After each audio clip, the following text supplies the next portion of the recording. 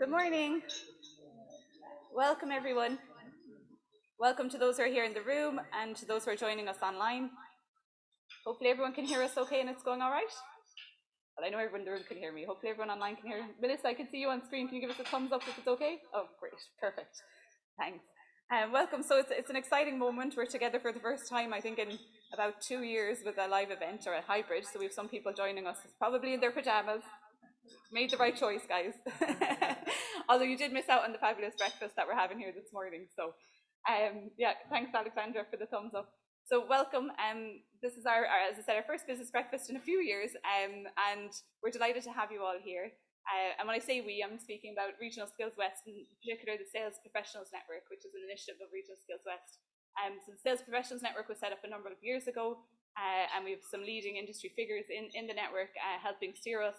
And through the network, we've managed to put on new courses, have loads of really interesting events, and just generally share knowledge and build and promote a pathway for sales professionals in the West.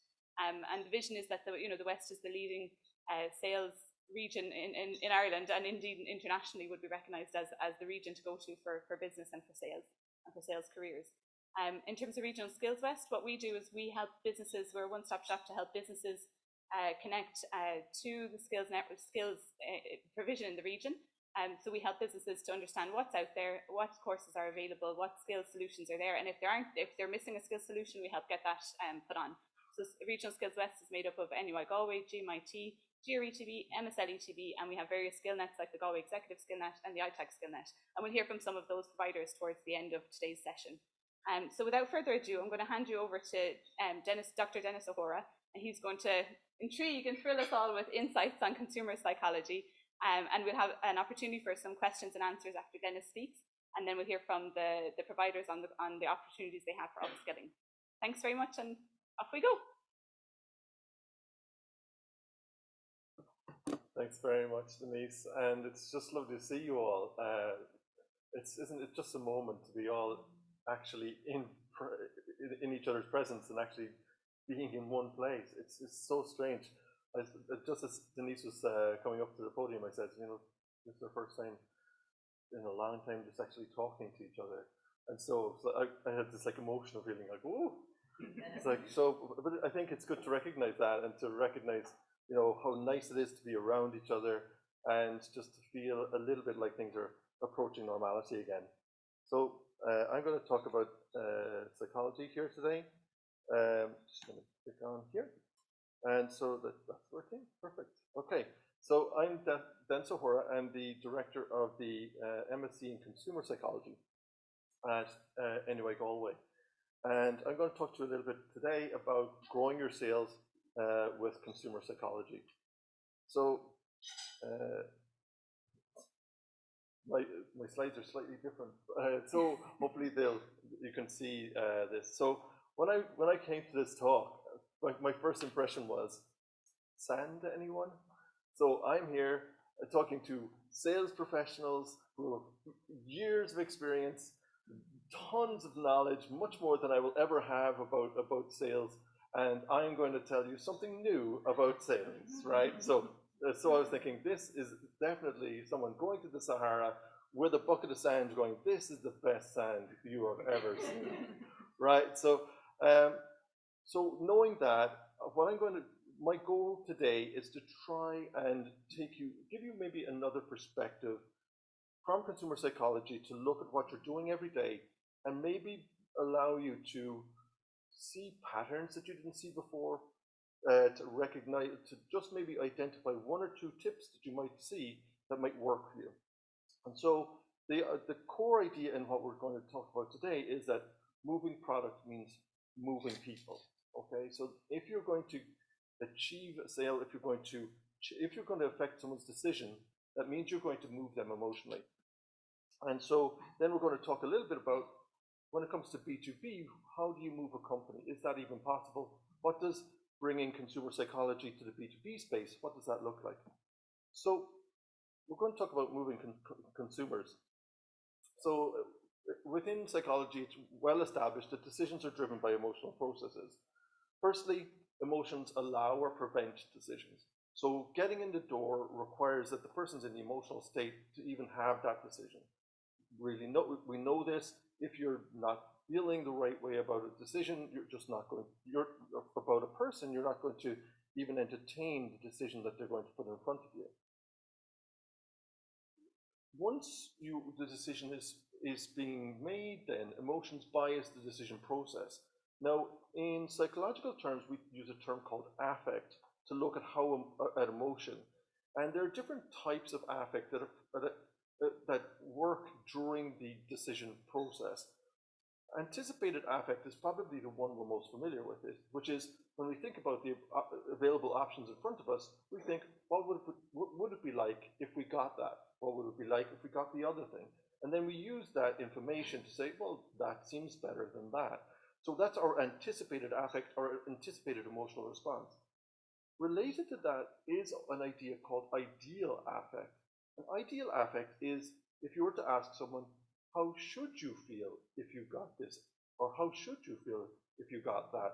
And that's slightly different, right? You might say, well, because you might in the back of your head say, well, everybody thinks that this is great, but I think it wouldn't be as great as that. So that's a distinction between the ideal affect, which is what you think most people would think about this, and the anticipated affect, your estimation of what you might feel like if you got it. An ideal affect is actually very driven by culture. It's one of the things that varies very much from west to east in terms of what is the expected emotional response when something happens. Then incidental affect is the affect that's present in a person when they're making a decision. It's not related to the decision, but if you know yourselves, if you're cranky at first thing in the morning, someone asks you to make a decision, that decision is made differently than if it's made when you've got time, or when you feel like you're in a kind of a more neutral emotional state, right? Your decision is going to be fast and much faster if you're in an aroused emotional state. Finally, we find that emotions bias outcome evaluations. So that is, after we've made our choices, our emotions bias how we think, how well we did, and whether the choice we made was the one that worked for us, right? So with this comes to whether you regret the decision or not. And regret comes from the difference between anticipated affect, which we mentioned before, and recalled affect, which is how we either now feel that we felt during the experience of the choice we made. So did the choice feel like it was a good choice or not? And that's our recalled effect. And then did we think it was going to be good? That's our anticipated effect. And then regret is the difference between those two things.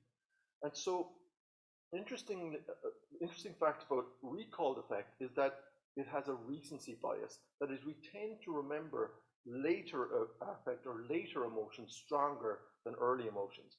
If you've ever been to a movie and it starts at kind of boring, but it ends exciting, and I ask you, was it an exciting movie? You'll tend to say yes. You'll tend to be biased by the end of the movie more than the start of the movie. So that's a recency bias when it comes to recalled affect. And so if we think about that, that can help us in terms of the outcome evaluations. We want to end strong. So emotions are often unpredictable and unreliable. And I'm saying, hey, here's a great way to go forward. And you're thinking, hang on a second, why would I choose this unpredictable and unreliable approach? So I'm going to talk a little bit about how do we know which consumer emotional responses will help us, and how do we nurture the consumer emotional responses, and then it's based on the idea that emotional responses are much more predictable when we understand consumer motivations. I'm sorry that the slides are a little bit difficult to read. We'll send out another version after anyway. Yeah. So we're going to talk today about something called regulatory focus. And regulatory focus is a way for us that helps us think about the emotions that are likely when someone is going to contact the decision you're going to ask them to make. So regulatory focus is how we deal with ourselves, so how we regulate ourselves. And so there are two broad means by which we might be regulating ourselves. One is that we have a promotion focus. And we can think of promotion focus as when we are seeking what we want. We're interested in gaining. We're interested in new experiences, better than now. And we can contrast that with a prevention focus, which is when we focus on our needs. And this is usually about preserving the status quo, keeping what we have, maintaining what we have at the moment. So if you look at these mountaineers here, and they're up on the top of this mountain, and if you're thinking, wow, what are they looking at now? It must be an amazing sight. It must be so great to feel the cold wind and the cold wind rushing past you and just seeing things that very few people have ever seen. Then you're in a promotion focus. You're thinking about new experiences and how exciting that might be. If, however, you're thinking, well, I'm glad they've got very warm coats on because it looks pretty cold up there, and I wouldn't like to be up that high. I'm not so sure they're at least they've got pretty strong boots there. It looks like they're not going to slip. If you're concerned about someone slipping off the mountain, then you're looking at it with a prevention focus. And so the prevention focus is you're focusing on how do we avoid loss. So gain focus, how do I achieve gains? Loss focus, how do I avoid loss? So is your consumer looking to get an edge and experience something new, or are they concerned with protecting themselves? Because depending on which dominant focus they have, they're going to respond to different approaches in different ways. So you're all enjoying your coffee right now, so first thing in the morning. If you're, here are some ways in which you can think about the differences between prevention focus and promotion focus. Now, the idea here is if you can identify these in yourself, you'll be able to then spot them in others. So if your goal is to protect, renew the status quo, that's prevention focus. If your goal is to improve upon the status quo, then it's promotion focus. If achieving your goal will feel satisfying, complete, then that's prevention focus. If it's exciting, fun, then that's promotion focus. If missing your goal will feel worrying, unsettling, then that's prevention focus. If it's boring, useless, like a night out that doesn't kick off, you're like, it was fine, but come on, that's promotion focus. Because most of us, when we're on a night out, we have a promotion focus. When we're in a promotion focus, options will tend to be aversive. We don't want a lot of different options if we are just trying to maintain the status quo. If we are promotion focused, however, we like to be stimulated by a variety of different experiences because we're thinking, okay, even if we don't choose one of these, I like exploring these opportunities. So promotion focus is very much about exploration. And you'll see that in the information seeking motive. So when you're trying to find out about a product or trying to find out about a decision, the promotion focus motive is vigilance. Make sure this does exactly what it needs to do because we need to make sure we don't make a mistake here. The information seeking motive is interest. Okay, tell me more. Yes, okay, so that's different from this. Oh, that's interesting, right? So we're trying, again, it's this exploration. And then when it comes to price sensitivity, we will tend to find that promotion focus will tend to be more price sensitive than promotion focused. So now there is a difference there in that sometimes if you have a prevention focus, if you have a need that needs to be sorted immediately, then there is a degree to which you will pay a high price to get that done. But you are not going around, you're not price sensitive in the sense that you're price sensitive in the sense that you're not going to look for a better plumber if you just need to get something fixed in your house that needs immediate attention. So if you're thinking about coffee at the moment, I just need this coffee right now. It's 8 a.m. Okay, taste is optional. Just need to get this coffee on board. Then that's a prevention focus. If you think about coffee, where did you buy your beans? You have to fit the grinds to the method for optimal flavor. Like if you have those conversations about coffee, which I sometimes do, then you're looking at coffee with a promotion focus. So we've talked about ways in which we can think about of regulatory focus. Well then, how might we diagnose regulatory focus in someone that's important to a pitch that we're thinking about? Well, everyone varies in their baseline regulatory focus. So there's an individual effect. And to tap into this, you can ask questions like what pastimes they're interested in. Listen to how they talk about those pastimes. Okay? You can get an idea as to where they're at. You can also describe an ambivalent situation and then listen to their interpretation, right? Pop something out and see, do they engage with that ambivalent situation in a way that they shut it down, they want to minimize it, or do they engage that ambivalent situation looking at opportunities and exploration? And you will then be able to tap into some aspect of their individual regulatory focus. A lot of the time, however, rather than trying to know that person in depth as that person themselves, you're going to be trying to understand them in a context. So a person that you're dealing with, if you're selling, say, medical supplies, is going to be tend to be maybe in more of a prevention focus because medical products and services tend to be about preserving the status quo. Staying healthy tends to be how we tend to be. Now, there are also people who talk about the promotion focus of, say, exercises and feeling great through exercise. But when it comes to what we think about as medical, it tends to be prevention. You can contrast that with experiential products or clothing or kind of expressive products. They tend to be more on the promotion side. And so there's going to be a context induced by the product or service that you're working with. The time of day and time of week also. So early in the day, we tend to be preventive focus.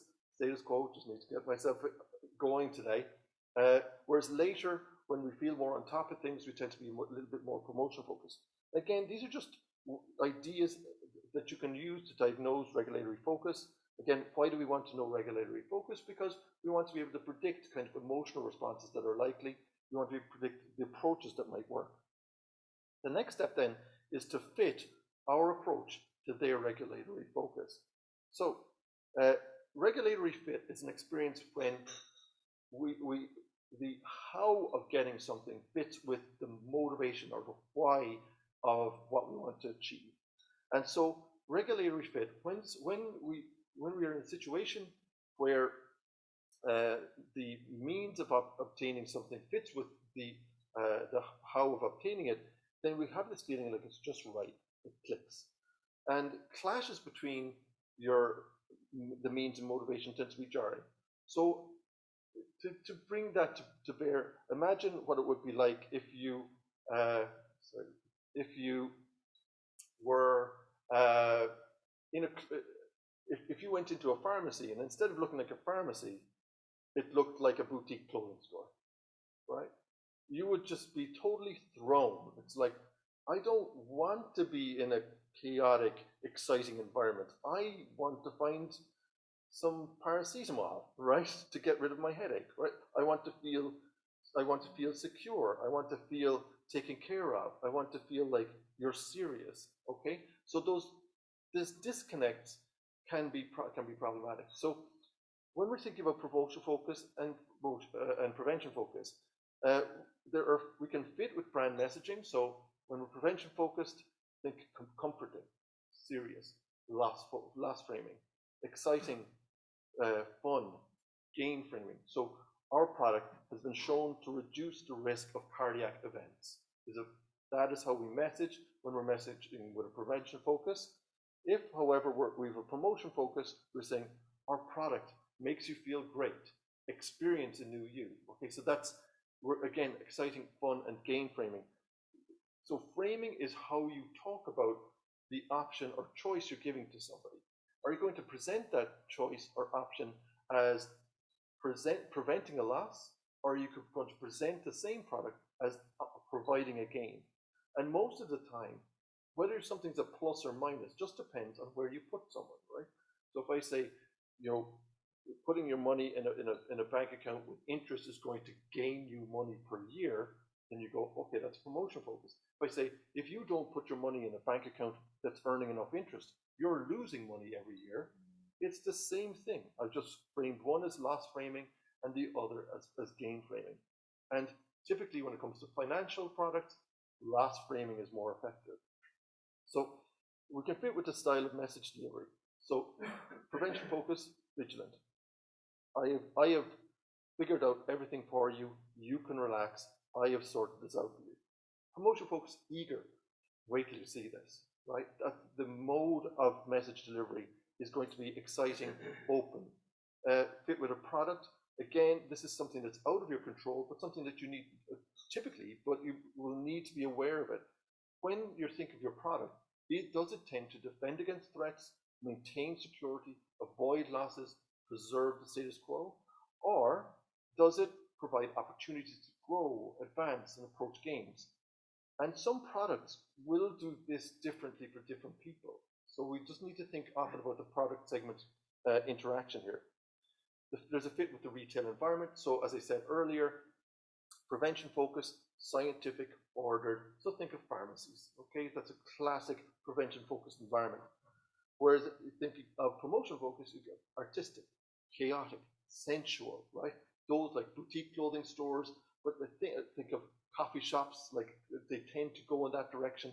Again, why? Because we're giving you a new experience. And then there's a fit with the process of reaching a decision. When individuals are prevention focused, they do what's called satisficing. There is a threshold that they need, and anything beyond that is irrelevant. Okay, so it satisfies. I've got what I want. Enough is enough. I often think of it like when you're playing football or hurling, and or rugby, every try is worth the same number of points, right? There's a threshold. It doesn't matter what it looks like. It's just got the same number of points. Whereas optimizing is wanting the best. So you're thinking this or that. No, I really want the best, and I'm going to think about all the different aspects of it, and I really want to see if I can get the best experience. Is this the right top or is that the right top? No, I think that's the one, right? And you're willing to spend time exploring the unknown. Satisficing, you tend to stick with known. Again, why? You want to reduce risk, okay? So then we need to think of our segments and regulatory focus. So consumer segments sometimes vary in their regulatory focus. So we can think of a classic difference would be between younger fintech customers and older fintech customers. So young fintech customers tend to be promotion focused, older prevention focused. Typically, younger people tend to be more promotion focused, but again, you're not going to be relying upon these broad distinctions. Instead, what you're going to do is you want to research the regulatory focus of the different segments that you're interested in. So including regulatory focus in your segment research is important. And then you tailor to the regulatory focus. So tailor your approach to the regulatory focus, tailor to the segment. And so that's the whole point of segments. But another option you can do is to attempt to induce a promotion or prevention focus. So if you think about pharmacies, when you enter a pharmacy, the way the pharmacy looks induces a certain way of being in that situation. So, right, and you'll notice this in different websites as well. Websites can be set up to either be exciting or to be, reassuring, right? Now, the tricky thing about that is that it's like a gateway, okay? If you're going to, you can induce a promotion prevention focus, which are but it becomes almost like setting the rules of the game. That might inadvertently filter some people out of the decisions you want them to make. Now, that may be a strategy. Okay, so you may filter and say, well, we're going to filter in order to deal with people who are in this prevention focus, because it allows us then to deal with them. So the next issue we're going to talk about then is businesses as customers or businesses as consumers. So in Galway, B2B is a very common means of selling. But then I've been talking about how it is we can generate emotional responses, how we can predict emotional responses, and how we can nurture emotional responses. But companies don't have emotional responses. So what we're going to talk about instead are to look at group decision making and features of group decision making that might open up means by which for us to take our regulatory focus approach. So, B2B selling, this is again, speaking to everyone in this room knows about this much better than I do. So it's a very different context. Instead of large audiences of individuals, you're dealing with small audiences of companies. Instead of a focus on, it tends to be a focus on product or service in B2C and a focus on relationship in B2C, single step purchase in B2C, multiple step purchase in B2B, merchandising versus education. When you look at it, much of business purchasing procedures are designed to remove emotion, or at least trying to remove the power of an individual to make a decision on their own. That's typically how business purchasing procedures work. They're trying to block bad decisions by individuals. So groups tend to make more accurate judgments than individuals on average. And this is where you might be aware of the wisdom of crowds. Okay, so crowdsourcing, if you ask everybody in the room the answer to a question, you're more likely to get the right answer if you average everybody's answer than if you pick the person you think is the cleverest. Okay, so wisdom of crowds, it tends to be a better way to go forward. Most importantly, there's a higher probability when you have a group that salient information is spotted. So you've got more eyes, more people sensitive to information, you are more likely to identify important information. And there are a reduced effect of sporadic individual biases. So in groups that work well, then individual biases tend to not overweight the solution. So here we have a problem, and alternatives come into our decision makers, and then you go through this process, and eventually you get to a consensus here.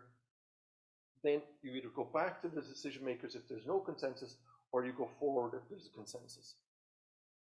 So even though groups are typically better than individuals at making decisions, groups sometimes produce reduced consensus accuracy than the most accurate member.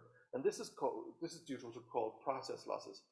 As you go through this, there are ways in which if somebody in your group is actually got the right answer, because there are many other people in that group, that answer can get washed down. So your most accurate member, your most sensitive member is going to be better than the group average. Now that kind of makes sense. And the intention when you have a group is that you're thinking overall, we're going to hopefully get on average a better return from going with the group than going with any specific individual. But we know that the best individual on any decision is going to be better than the average choice. The other aspect that happens is that sometimes groups can be dominated by low accuracy, high status members. And the ways that decisions are made are affected by the degree, strength, and configuration of connections amongst members. So here's a way to look at how you might look at networks of groups and how they actually work.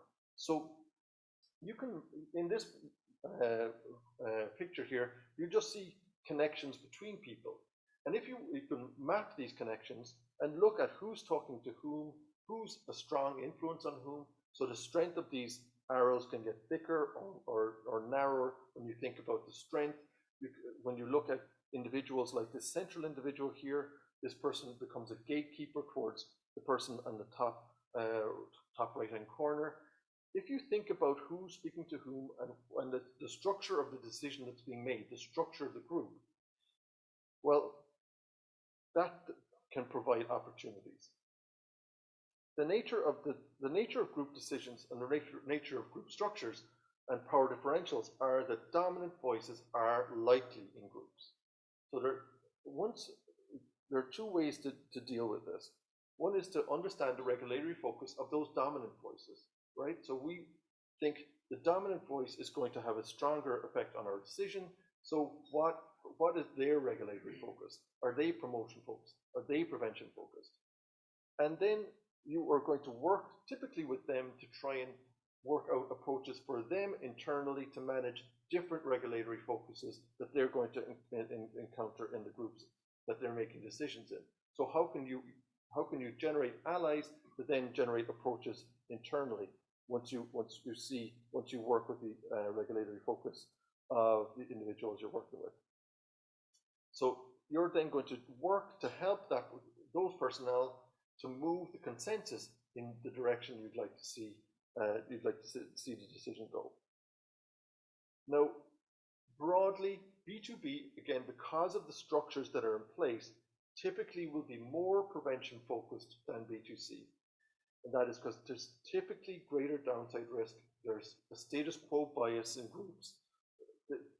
There will tend to be a situation where someone doesn't want to be seen as the person who made a mistake in a group like that. So you will tend to, in the back of your mind, think prevention focus may be the way forward, but you're always listening to just make sure you're tapping in to see the regulatory focus of the people you're talking to. So, moving products and services means moving people. What does that mean? It means emotions drive decisions. We can diagnose and nurture our consumers' motivations, and we tailor to motivational segments. And when it comes to moving a company, we need to think about the structures within that company in terms of how the decisions are made, what's the structure of the decision process, and find those dominant voices and identify and nurture those motivations. So I hope you got something out of this today. I hope that maybe we've got a new way of using sand here. And so thank you very much for your time, and I look forward to your questions.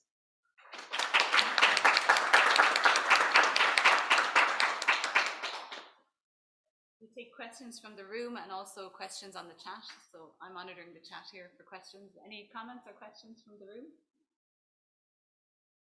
Don't be prevention focused now. We want you to be promotion focused. Take that risk and give us so true. The question. I'm just keeping an eye on the chat here. So you must have answered everything. No questions coming through from the chat so far. Oh, yes. Yeah, question from the room? Hi, Roger. I'm just inquiring about could you explain a little bit more about the wisdom of crowds?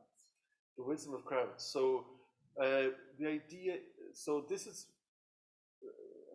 it's a long time ago.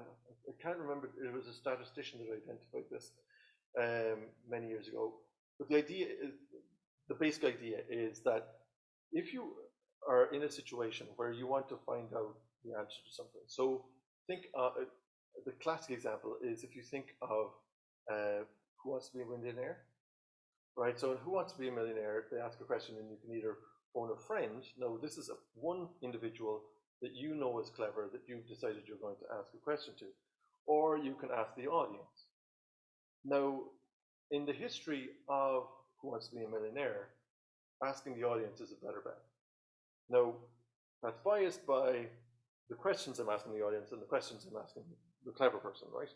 But on average, it's if you're going to ask a question and you want to get the best, most likely, your best bet in terms of asking one individual, even if they're really clever, or asking many people of all kinds of levels, then you're better off asking a lot of people.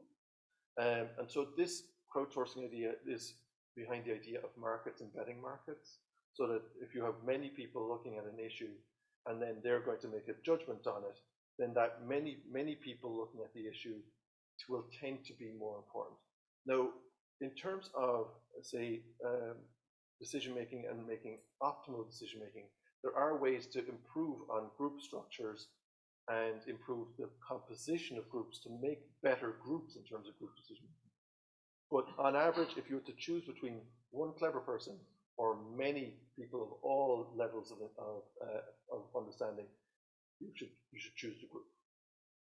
Thanks, Brandon. Hi, how you doing? Hi, I'm Caitlin. Hi, Thank Caitlin. you, first and foremost. So I work for a company that sells a product, and so there are many competitors out there. I guess when you said the status spice thing, Yes. how do you then convince those consumers that you have that threshold in mind to go beyond it? Because truth be told, our product, yeah, there's other average You know, there's hundreds of options out there, right? And so how do you, you're the one above that threshold, how do you get them to match that? So when it's prevention focus, so you're in an area where if your product is in an area where you need to break into, it's harder to break into a prevention focused market, right? Because there's always going to be a tendency to be risk averse. So what you want to do is to identify a risk that they have in maintaining the status quo.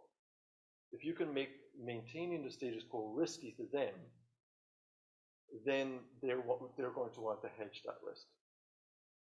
So you're speaking always in terms of loss, right? And you're being very serious.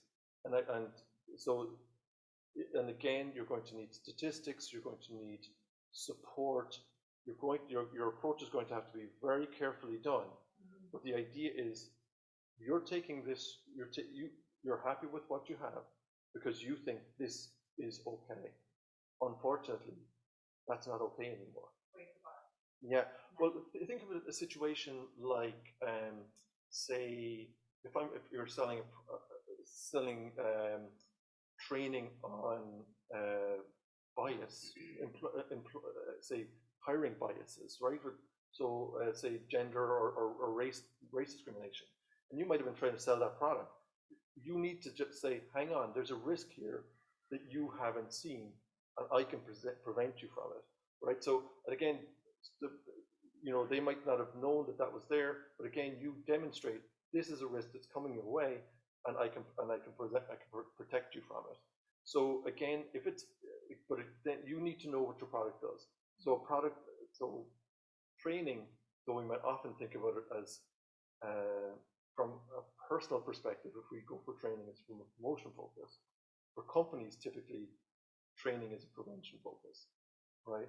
So think about the reasons why a company would buy manual handling training, right? They're not doing it so that everyone can really benefit from manual handling, right? Sorry. It's because they don't want people getting hurt, getting sued, and that's going to cost the company. Okay, so you're always trying to think, what are they really trying to do? What is my product really doing? And if you understand that, then you know the game you're playing. So it's like, and again, that's going to be different for different segments, right? So I say training, and that's hundreds of different things. Everyone here today we're getting up first thing in the morning, but you are promotion focused because you're saying there could be something interesting in what this guy's going to talk about, or I could have a nice breakfast. I could meet some interesting people. Everyone here is in a promotion focus, right? Or at least you did when you came in the door. Prevention focus when it came to asking questions, but promotion focus is why you're here, right? And so I need to know that as well when I'm delivering to you.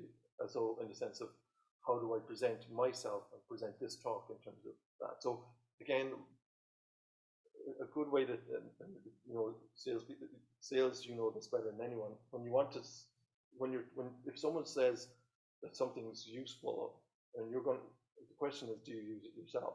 So I find this a very useful way for me to look at how do I pitch my presentations, my talks to my students and so on. I hope that's useful. No. Yep, perfect. Thank you.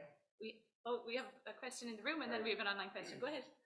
Can a consumer or a buyer be both sensitive and promotion? Because, for example, like we're an accountant practice, we sell compliance services which protect you.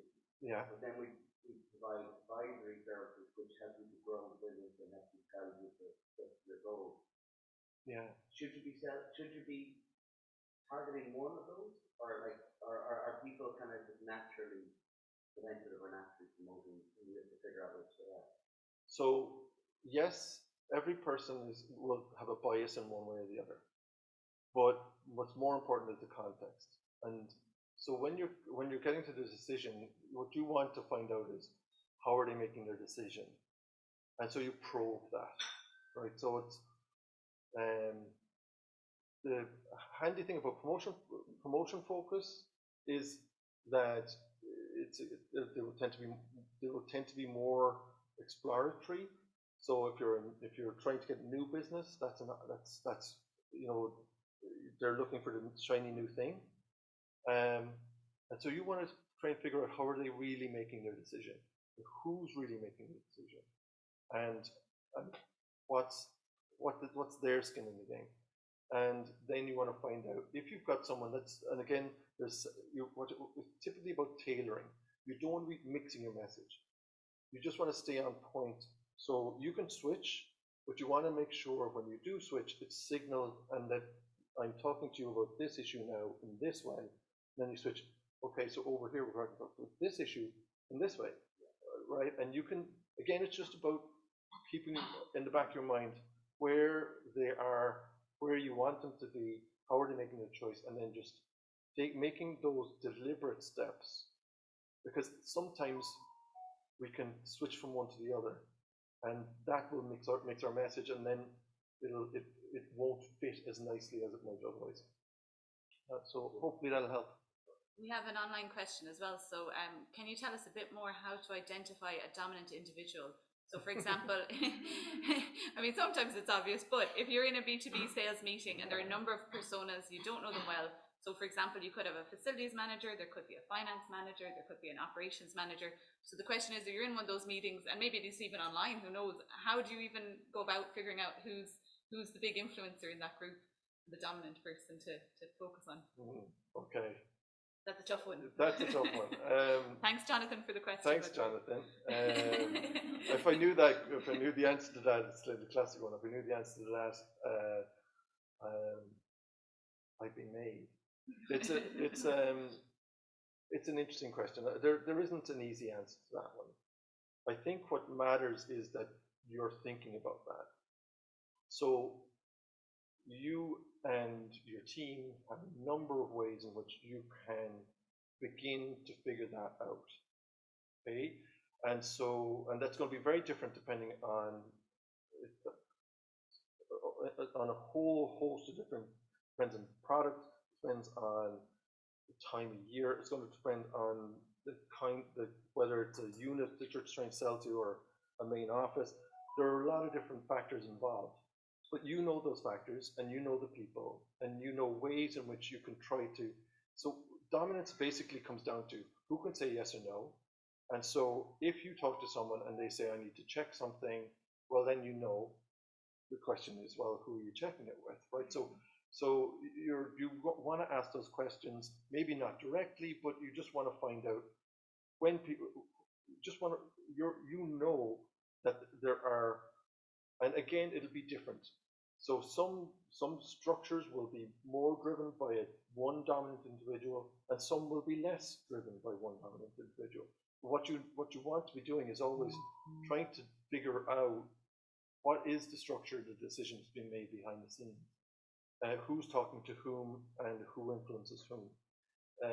And then you can generate, what you're going to try and do then is generate allies within that see what you're about, and then providing them the tools to then for them to sell internally for you, because they already know, they will tend to know who's dominant in the decision. So if you can generate allies within the company that you're selling into that can give you an idea of the structure, they will also typically, if they're telling you that, they're already positively, they're already interested in what you have. So you might be able then to talk to them about, well, what do they need in terms of convincing they need to do behind the scenes. I think really it's more about, once you know what you're looking for, I think you'll have a lot of ideas as to how to do that. So it's a little bit of a hedge, but it's kind of as much as I could do then to really help you on that one. I think we're done with the questions, so we'll just move on to the next section of the talk today. So we're just going to, in all your packs, for those of you who are here in person, in all your packs you have a list of the different upskilling options that are available on sales. This isn't a hard sell, we just wanted to make people aware of what's out there. We're not trying to sell to you in that sense. And then we're going to quickly run through them on screen, and we've some of the providers will present a little bit about what they have available as upskilling options. Because this is one thing that the Sales Professional Network has been working on a lot over the past couple of years, is to try and make sure that there is that professional pathway, that there are options to upskill as needed.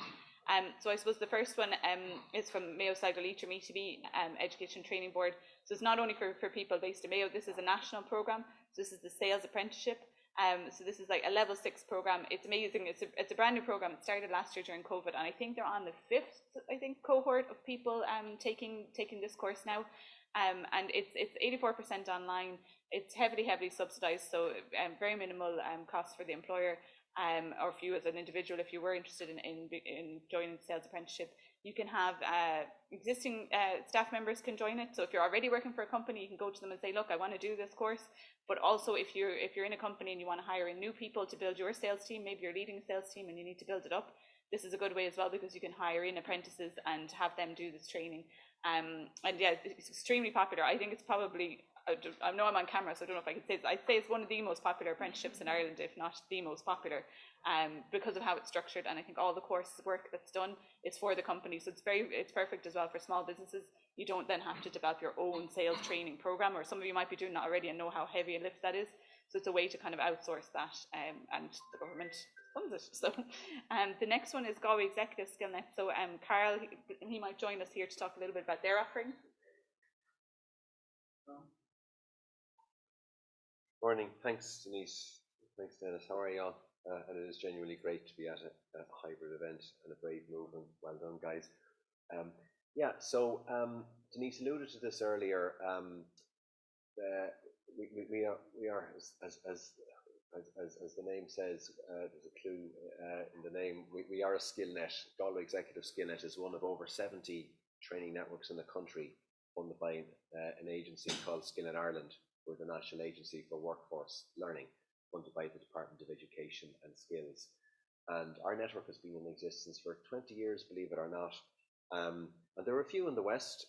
There's actually 3 based in County Galway, and the speaker after me, Dee, is going to give you a quick insight of another one. But we are what's called a multi-sectoral regional network. So we would have active membership of 400 or 500 companies, mostly city and county based, but especially since pandemic, the regionality becomes very blurred. We have people coming from wherever in the 26 counties. We're happy to accommodate them.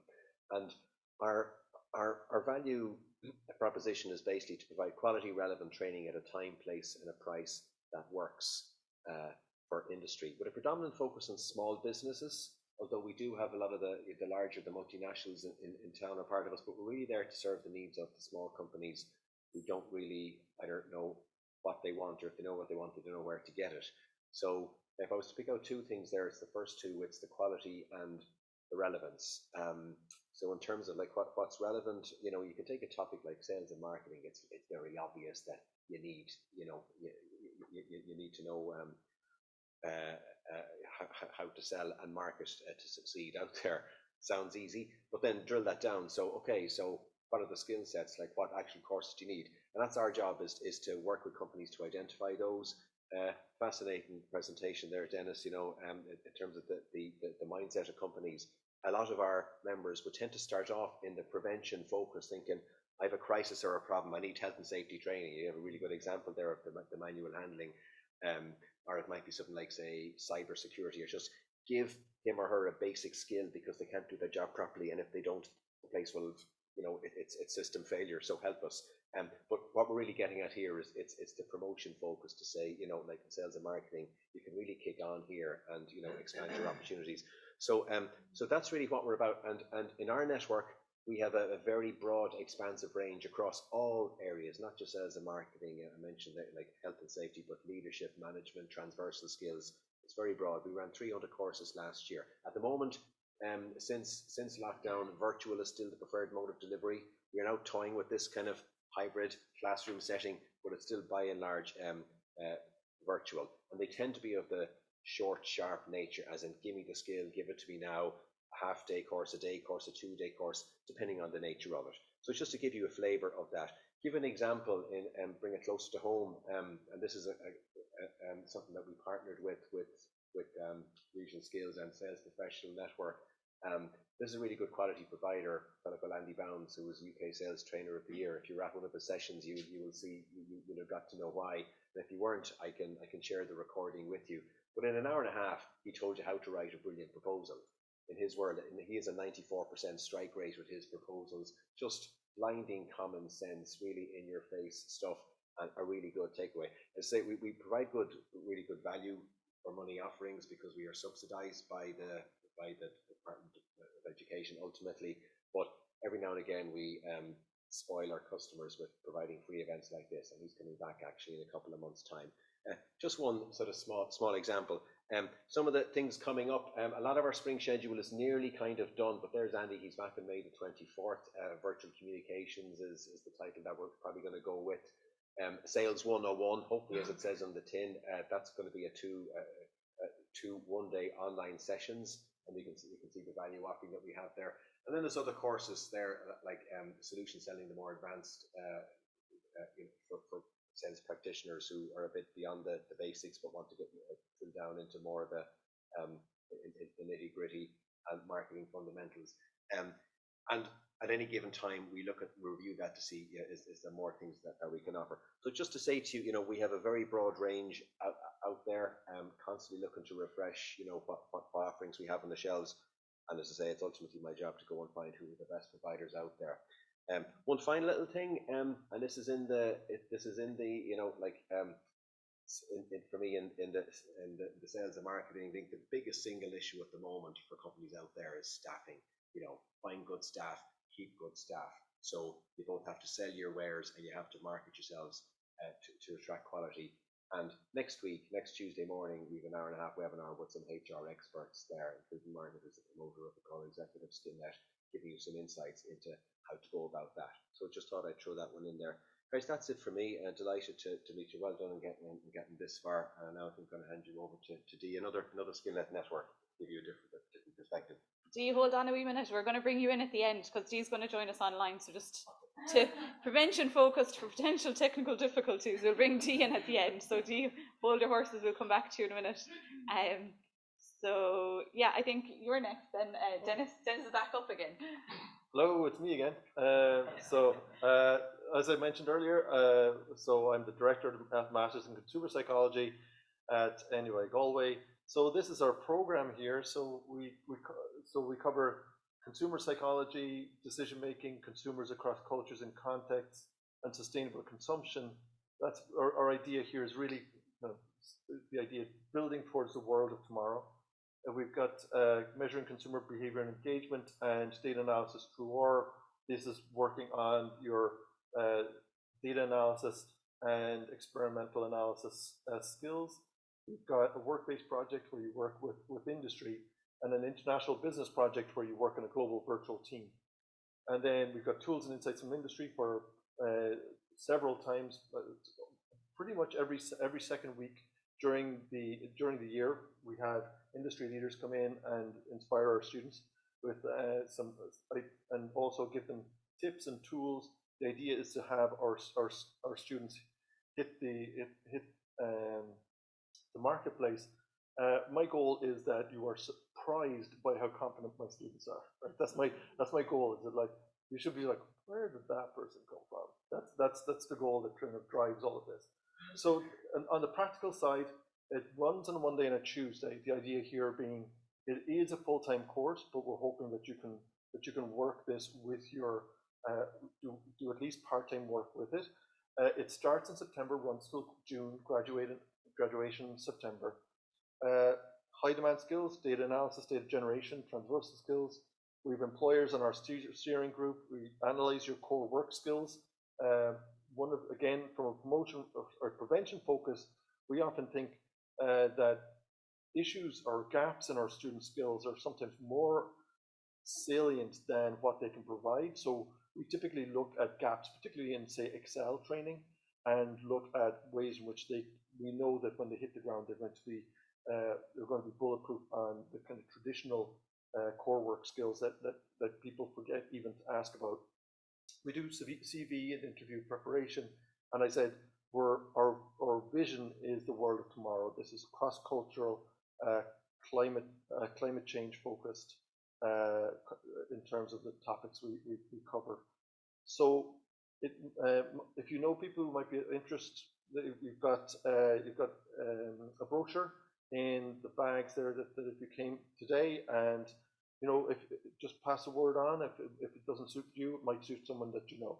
And if you want to learn more, we've got some of my students out there in the crowd, and so they'll be able to tell you more about the program. So thank you very much. Thanks, Dennis. And we have Anne-Maria Egan from GRE2B. She's just going to say a couple of words on theirs. I think then we'll be back to Dee, and then I think we're going to wrap up because I know people will have to go to work and jobs and all sorts of things. Hi, good morning. My name is Anne-Maria Egan. I work with Galway and Roscommon Education and Training Board, and we offer a range of courses flexible with the needs of the employer and employees, and that's, let's say, the employer engagement side of things, but the ETB wide offer a range of courses to suit all people in employment, unemployment, and right along that spectrum. In relation to sales, we have sales and marketing, we have consultative selling, and we have retail sales techniques. But that's in relation to sales. There are courses for all individuals, all employers' needs, and if you want any more information, you contact the Education and Training Board, we will be able to work with you. The employer engagement team works with companies in terms of training needs analysis, and someone goes in from the team and sits down with the company and works out the needs of the company and comes back to the team then, and we develop training programs and things like that. So that's what we're here for, and please contact us if you have any questions or needs in that area. Thank you. Thanks, Anne-Maria. And we're going to see if this works. We're going to go back to Dee. Yeah, Are we? She said not to worry about the slides, she's just going to talk. Oh yeah, work away, Dee. I'll click. Hang on a sec now. I gotta. Okay, so where is she? We're really testing technology this morning. And also listening on the sales line. Okay, so This is like some form of mission control. Just tell me when you need me to start. I think you can go.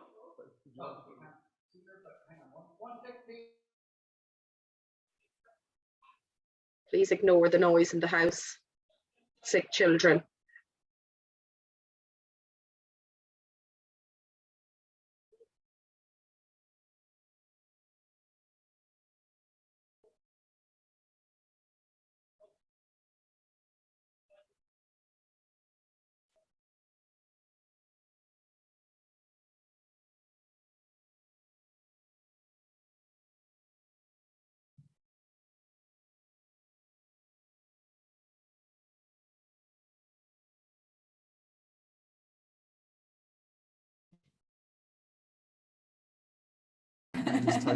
Dee, rock away.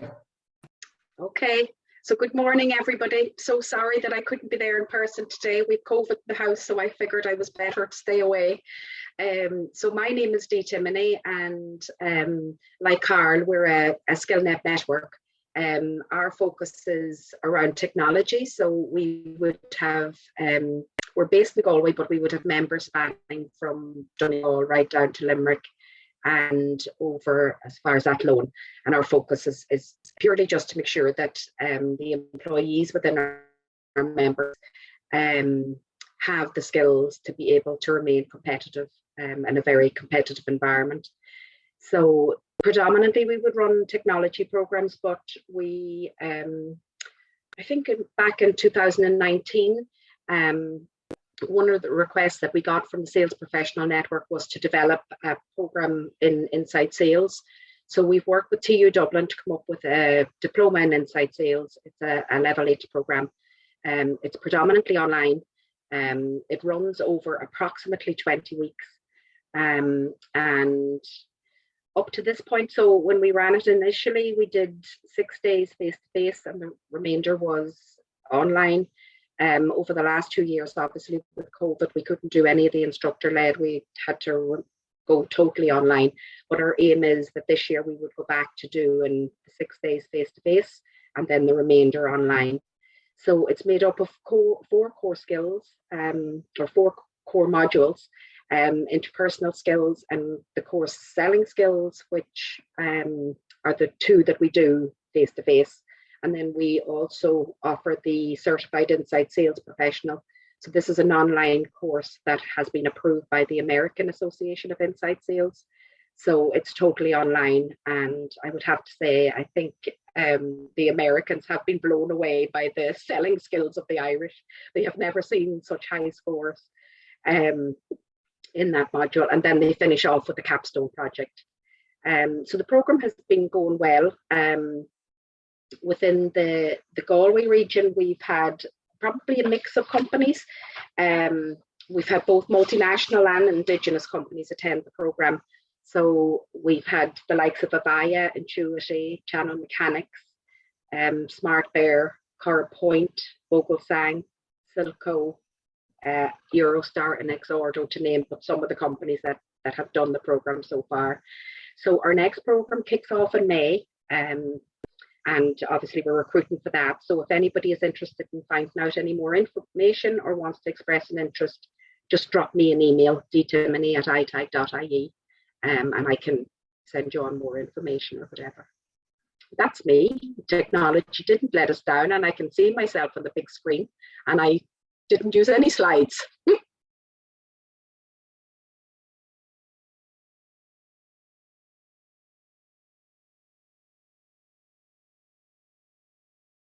There's business cards on the desk and in the slides as well. Oh, I can hear myself echoing. Feel free to contact me, and I can help connect you with any of those providers. And equally, if there are skill sets that you're looking for outside of sales, we're there for any type of skill set, anything from cybersecurity to welding. So if you have any sort of skill set that you or your company is looking for, you can come to us first if needed, and we can negotiate and connect you to whoever provides that in the region. Thanks so much for coming. Big thanks to Dr. Dennis O'Hora for giving his time so freely today and sharing all his wisdom with us. And thank you to all the providers also.